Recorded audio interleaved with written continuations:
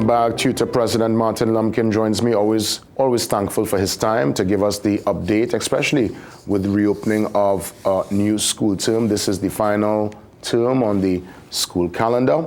So I know, obviously, any issues, I'm hoping, what would have transpired in term 1 and term 2, we're hoping, I guess we're all hoping, holding a collective breath, that it can be resolved going into term 3. President Lumpkin, welcome and good morning. Good morning, Mr. Williams. Good morning to your viewers and listeners. Thank you for having me on your program once again. Always a pleasure. I saw via page 8 in The Guardian this morning, you said, smooth reopening thus far, however, a couple issues, and I'm watching at the story, some infrastructural issues, some health issues, some schools still not fit for purpose, ACs, air conditioning units not working. There's one school in the east there, the Block A. The kids, nothing happening on that particular block. What's going on? Walk us through in real time, and if you can tell us the name of the schools that are getting some of these issues. Okay, so thank you once again. So what I would want to say to the nation, to the Ministry of Education, every term, every year, we go through this on the first day of school in terms of reopening and fit for reopening.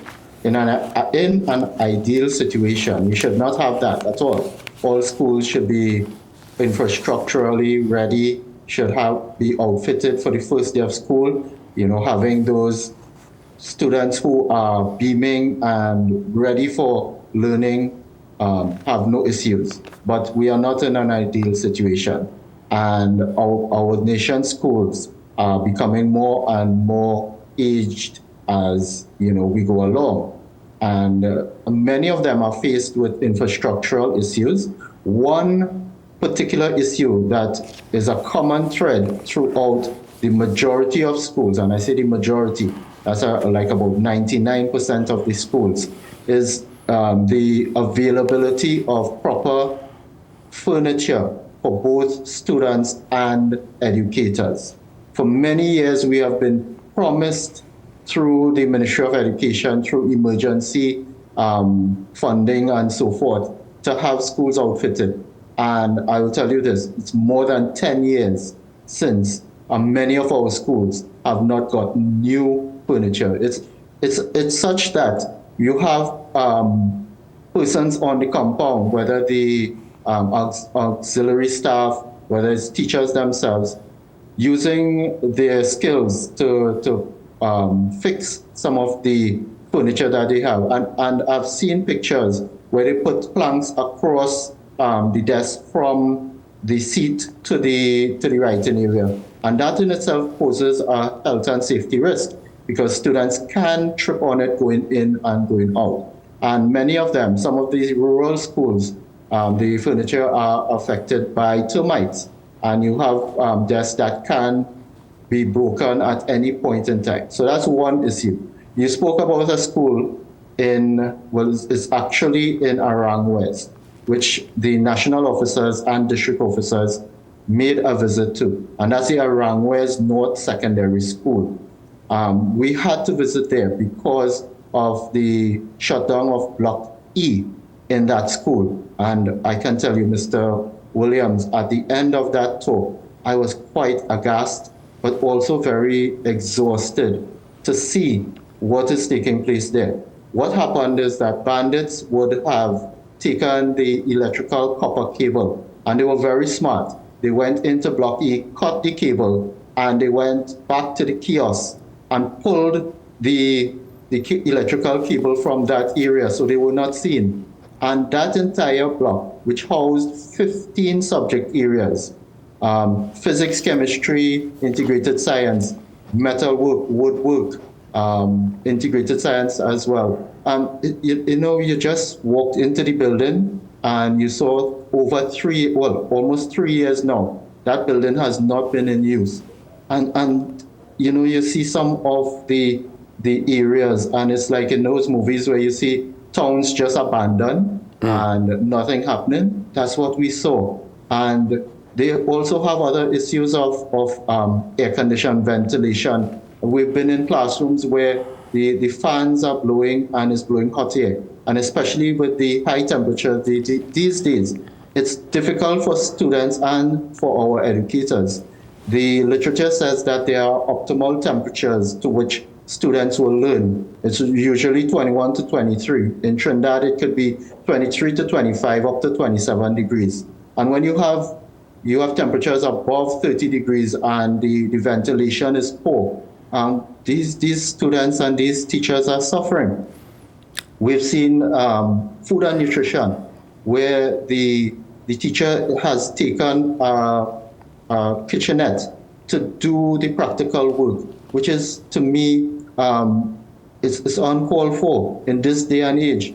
And she has said to us that there may be the possibility of that particular subject being alternated year to year. So 1 year they may have it, 1 year they may not. And that is unfortunate. Our students should not have to be jostling for positions or for a year in order to get that subject. President Lumpkin, I'm seeing a development out of South where a school is still using a community center for classes, and there's another school where two are actually sharing the same compound, and there's a shift system in the primary school, well, at the primary school level. Is this the case? Yes. So St. Dominic's Penal RC, and this school was highlighted last term because of the condition at the Penal Community Center. Parents had to take action, and eventually it was repaired. But repaired to what extent?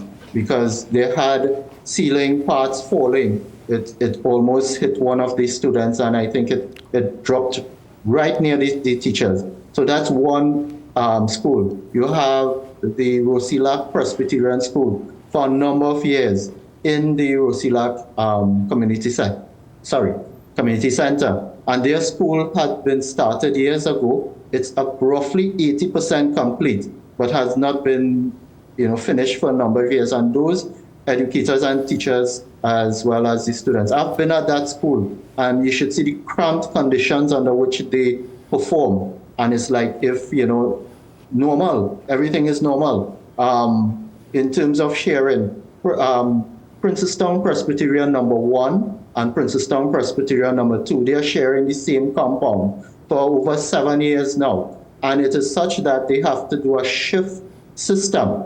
One part of the school, some of the classes in the morning, SEA up until the normal time, and then the other classes leave, and Presbyterian number 2, I believe, will come in the afternoon period. There are a number of issues relating to that. The optimum teaching and learning time, if teaching and learning is done properly, and then there are security issues, because the evening shift teachers have to stay back sometimes with the students, and that's sometimes 4 or 5 o'clock in the afternoon. You have St. Therese and Poole RC sharing the same compound as well too. And there are a number of decanted schools that have not been rebuilt, and you have this sharing system. And it seems as if because persons are not complaining or protesting, it is business as usual. We should not be going through this in this day and age. We fully understand the financial limitations that the Ministry of Education has. But the Ministry of Education was given the largest share of the national budget. And we are hoping that a lot can be better and done better. To have just emergency works to us is that you are only putting plasters on sores, because you're going to get other areas popping up. But based on what you described, these problems seem to, well, they will have to probably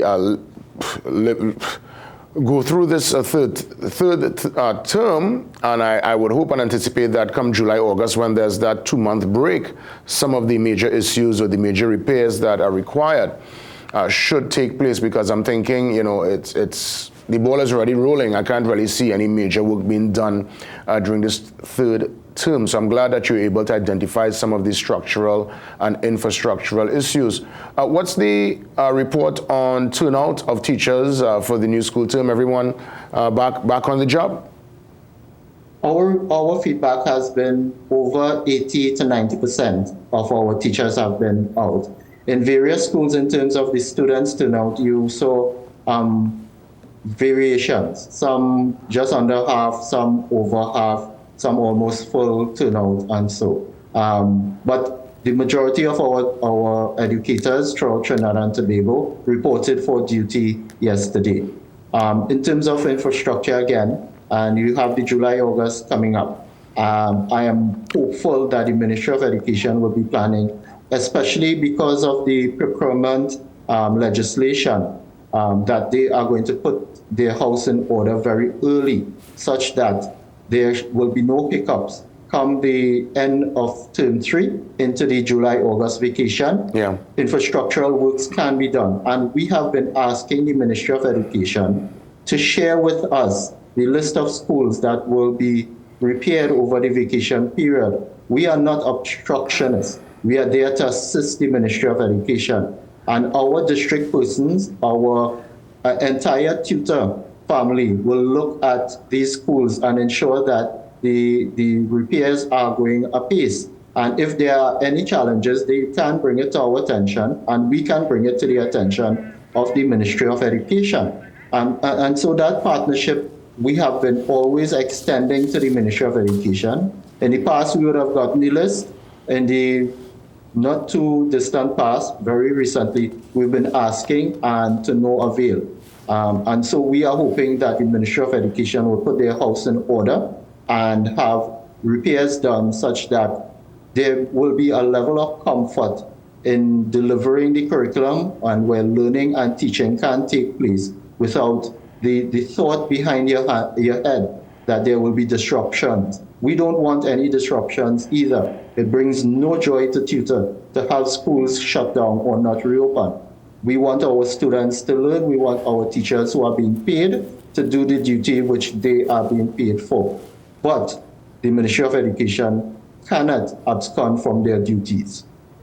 President Lumpkin, I want to thank you for the update. Feel free to always touch base with us and keep us in the loop with all developments. And as you rightfully said, we're hoping that all will be in place, all procurement will be sorted out so that come July, August, some of the issues you just mentioned would be resolved so that the schools will be fit for purpose.